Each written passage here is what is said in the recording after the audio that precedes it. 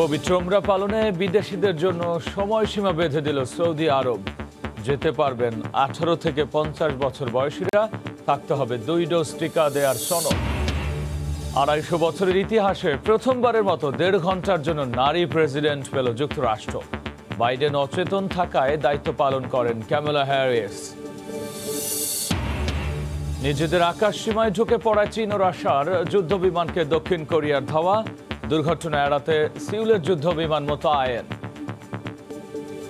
এবং কাতারের প্রশ্নের মুখে শ্রম নিরাপত্তা, 1 বছরে নিহত অর্ধশত নির্মাণ শ্রমিক, বেশিরভাগই বাংলাদেশ, ভারত ও নেপালের নাগরিক। প্রতিবেদন ILOর।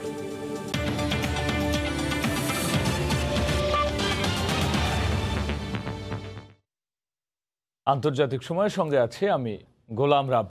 পবিত্র ওমরা পালনে বিদেশিদের ক্ষেত্রে বয়সসীমা বেঁধে দিয়েছে সৌদি আরব। 18 থেকে 50 বছর বয়সী ব্যক্তিরা কেবল পবিত্র ওমরা পালনে সৌদি আরবে যেতে পারবেন। সৌদি হজ ও ওমরা মন্ত্রণালয়ের পক্ষ থেকে বলা হয়, সৌদি আরব যাওয়ার আগে বিদেশিদের করোনা ভাইরাসের 2 ডোজ টিকা নেওয়ার সনদ জমা দেওয়া বাধ্যতামূলক।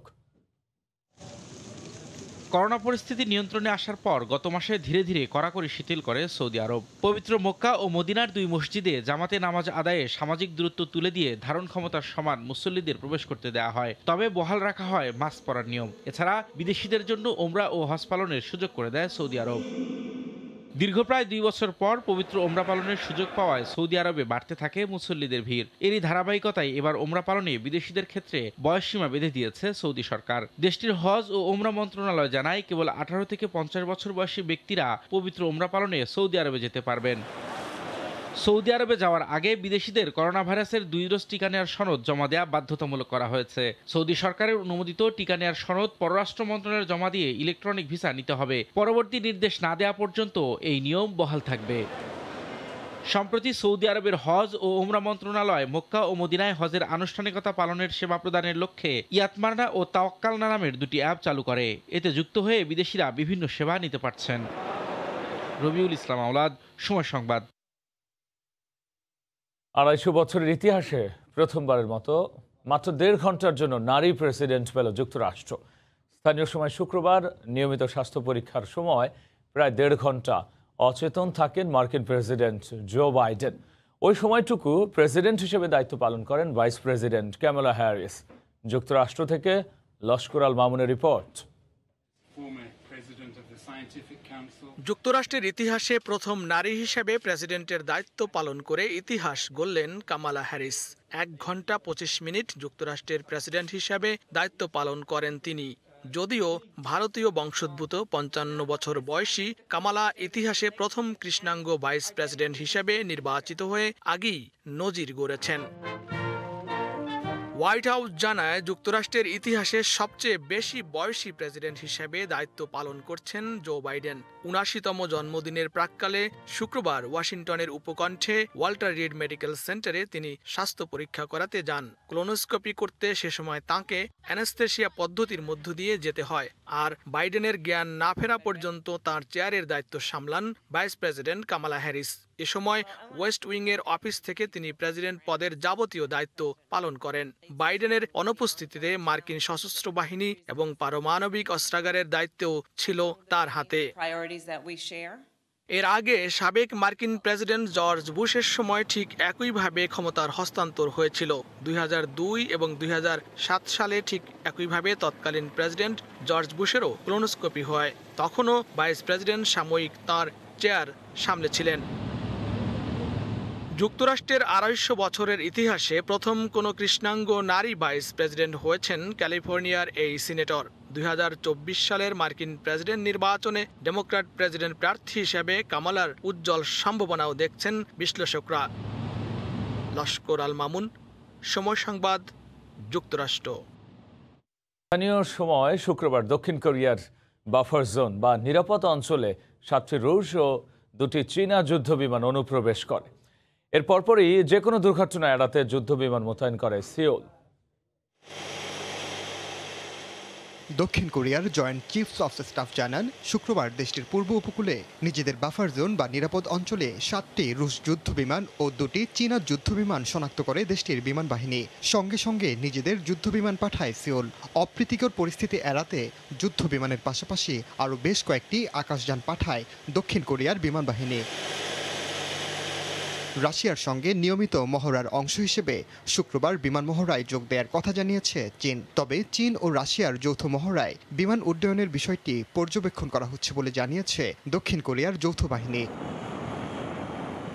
এদিকে রাশিয়ার প্রকাশিত একটি ভিডিওতে চীনা যুদ্ধবিমানের সঙ্গে রুশ যুদ্ধবিমান TU-95 কৌশলগত বোম্বার্স উড়তে দেখা যায়। রাশিয়ার পক্ষ থেকেও এক বিবৃতিতে এশিয়া প্রশান্ত অঞ্চলে চীনের সঙ্গে যৌথ টহলের কথা বলা হয়। যে কোনো দেশের নিজস্ব নিরাপদ জোনে প্রবেশের আগে সংশ্লিষ্ট দেশের অনুমতির প্রয়োজন। এর আগেও 2019 সালে একই অভিযোগে রাশিয়ার সামরিক বিমানে গুলি চালিয়েছিল দক্ষিণ কোরিয়া।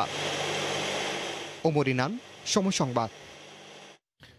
ইতালিতে আবারও আশঙ্কাজনক হারে বাড়ছে করোনা সংক্রমণ। গত 3 দিনে আক্রান্ত হয়েছেন 30,000-এর বেশি মানুষ। প্রতিবেশী দেশগুলোতেও করোনা সংক্রমণ বাড়তে থাকায় ভবিষ্যতে পরিস্থিতি আরও খারাপ হওয়ার আশঙ্কা করছেন বিশেষজ্ঞরা। এমন পরিস্থিতিতে করোনার বুস্টার বা তৃতীয় ডোজের টিকা কার্যক্রম 1 ডিসেম্বরের পরিবর্তে 22 নভেম্বর থেকে শুরুর কথা জানিয়েছেন ইতালির স্বাস্থ্যমন্ত্রী। ভেনিস থেকে মাকসুদ রহমানের পাঠানো তথ্য, ছবিতে বিস্তারিত। আবারও ইতালিতে লাগামহীন করোনার ঊর্ধ্বগতি। দেশটির স্বাস্থ্য মন্ত্রণালয়ের তথ্য মতে গত পরপর 3 দিন আক্রান্তের হার দিনে 10,000-এর বেশি ছাড়িয়েছে। এতে শঙ্কিত ইতালি সরকার। আগামী 1 ডিসেম্বর থেকে 40 ঊর্ধ্ব ব্যক্তিদের বুস্টার বা তৃতীয় ডোজ দেওয়ার কথা থাকলেও সংক্রমণ বাড়ায় এর আগেই বুস্টার ডোজ দেওয়ার সিদ্ধান্ত নিয়েছে ইতালি সরকার। টিকার বিষয়ে এবং বুস্টার ডোজের সিদ্ধান্ত খুবই দ্রুত গ্রহণ করছি আমরা।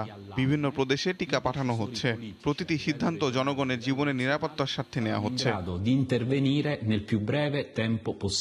বিশেষজ্ঞদের আশঙ্কা, করোনা সংক্রমণ যেভাবে বাড়তে শুরু করেছে তাতে শিগগিরই পরিস্থিতি নিয়ন্ত্রণের বাইরে চলে যেতে পারে।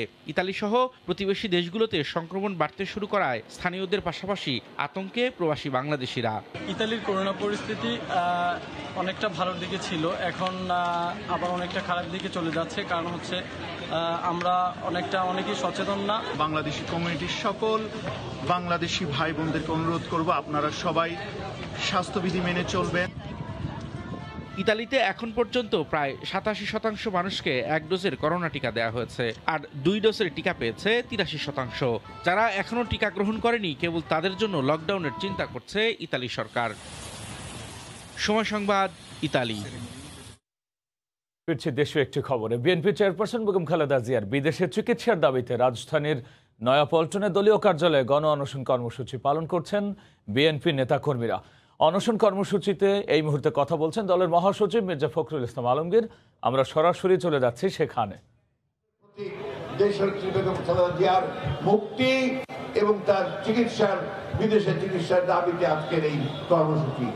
আসুন আমরা আমাদের সমস্ত অন্তর থেকে, আমাদের হৃদয়ের নিংড়ানো ভালোবাসা দিয়ে অত্যন্ত শান্তিপূর্ণভাবে আমরা এই কর্মসূচি পালন করি। আমি বারবার অনুরোধ করছি শান্তিপূর্ণভাবে আমাদের নেতৃবৃন্দের নির্দেশ অনুযায়ী যেখানে যেখানে আপনাদেরকে বসতে বলছে বসে আপনারা এই কর্মসূচি পালন করবেন বিকাল 4টা পর্যন্ত। আর এর মধ্যে কেউ উঠে গিয়ে কেউ কিন্তু কোথাও যাবেন না এবং কোন রকম সমস্যা তৈরি করবেন না। এটা অনশন কর্মসূচি, সুতরাং এখানে কেউ কোনো কিছু খাওয়া দাওয়া করবেন না।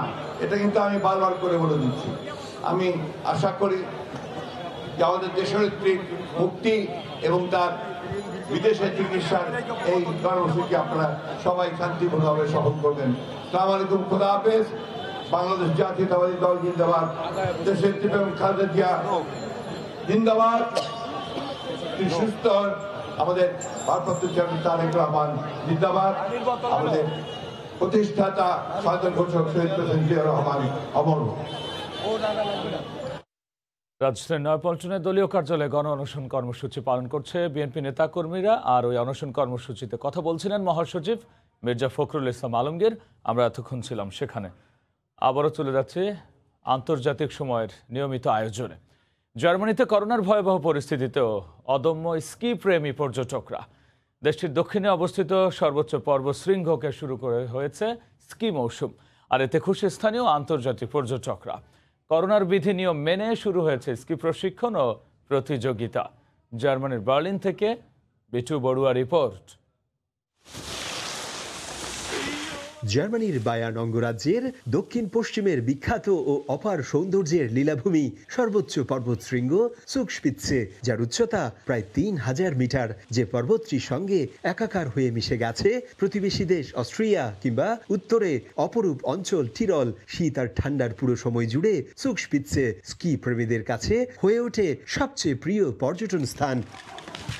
এখানে সব বয়সী পর্যটকদের জন্য যেমন আছে স্কি করার সুব্যবস্থা, তেমনি আছে কেবল কারে চড়ে ঘুরে বেড়ানোর সুযোগ। ঘুরে ঘুরে ক্লান্ত হলে আছে পরিবার পরিজন নিয়ে খানিকটা সময় জিরিয়ে নেয়ার রেস্তোরাঁও। করোনার ভয়াবহ তাণ্ডবের মধ্যেও বরাবরের মতো স্কি মৌসুম শুরু হওয়ায় খুশি পর্যটকরা। তবে কঠোরভাবে মানতে হচ্ছে করোনা বিধিনিষেধ, থাকতে হবে কোভিড টিকার সার্টিফিকেটও। এক কথায় অসাধারণ, আবহাওয়াটা চমৎকার। স্কি করতে যে পরিমাণ তুষারের প্রয়োজন সেটি আছে, তবে স্নো যে পরিমাণ থাকা দরকার সেটি এখন নেই। স্কি করতে পারছি তাতেই খুশি। একজন স্কি পর্যটক হিসেবে যা মিস করছি সেটি তুষারপাত। তবুও এই পর্বতশৃঙ্গে স্কি করাটা স্বপ্নের মতো উপভোগ্য আবহাওয়া।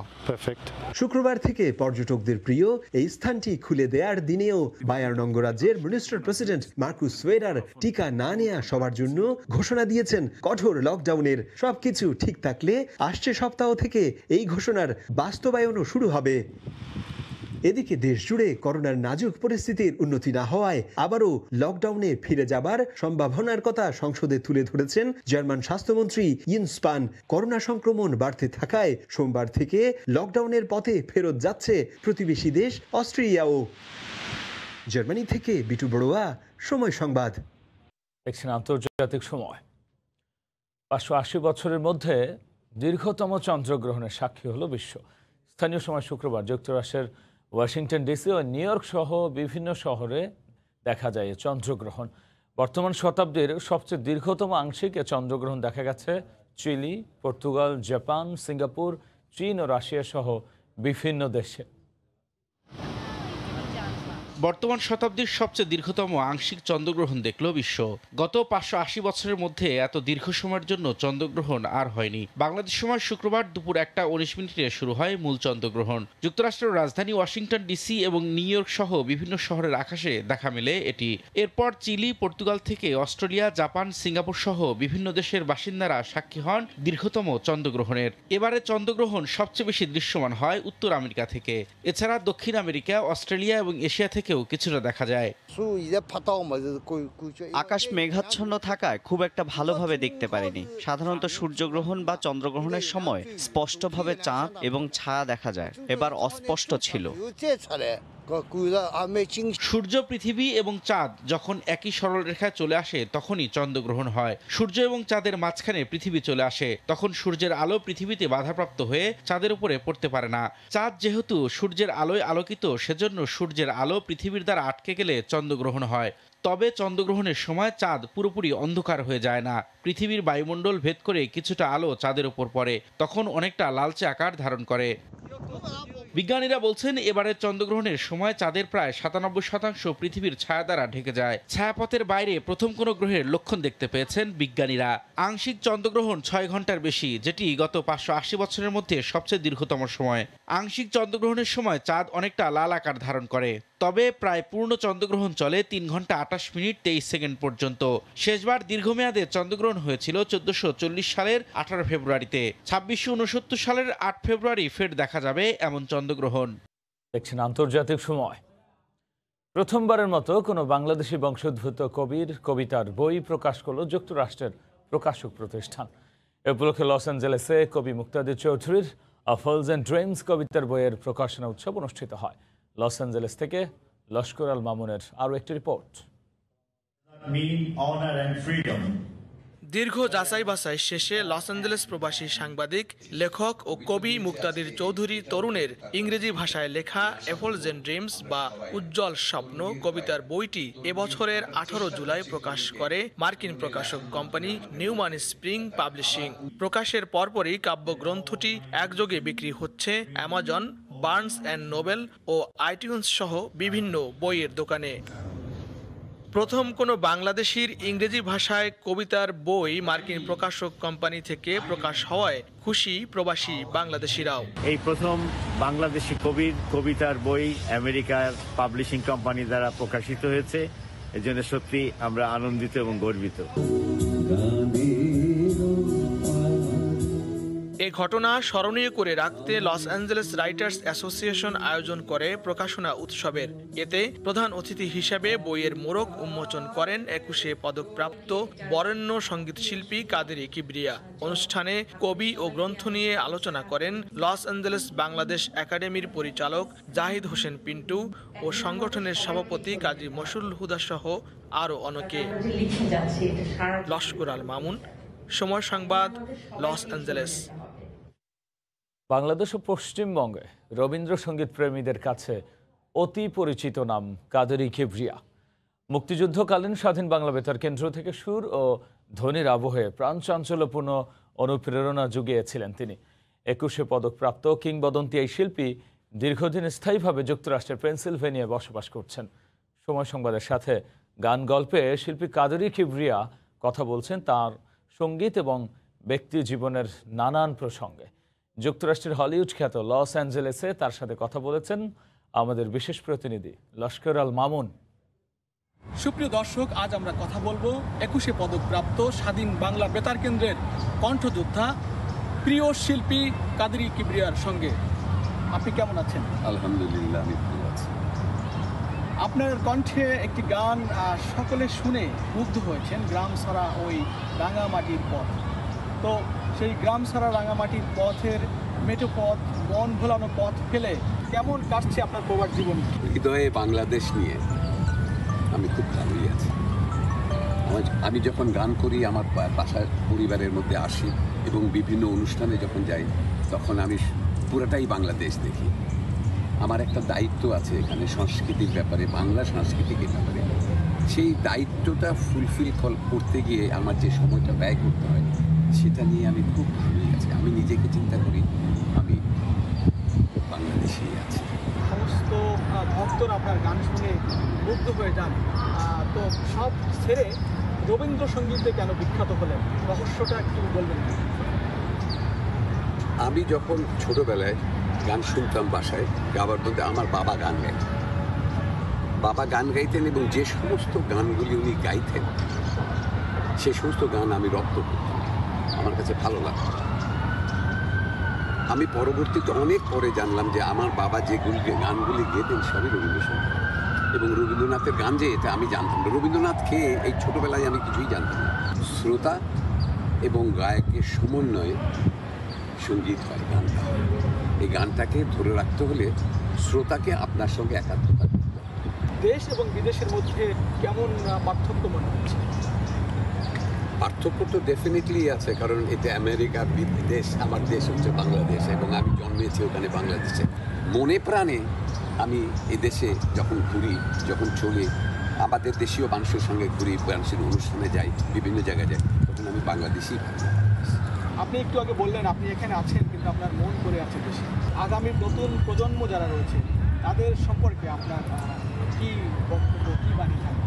নতুন প্রজন্মকে বলবো, তো তোমরা জানো আমরা কীভাবে দেশটাকে স্বাধীন হয়েছে, এইটা ধারণ করে আমাদের কিছু করার নেই, আমরা আর কিছুই দিতে পারবো না, আমাদের বয়স শেষ হয়ে গেছে।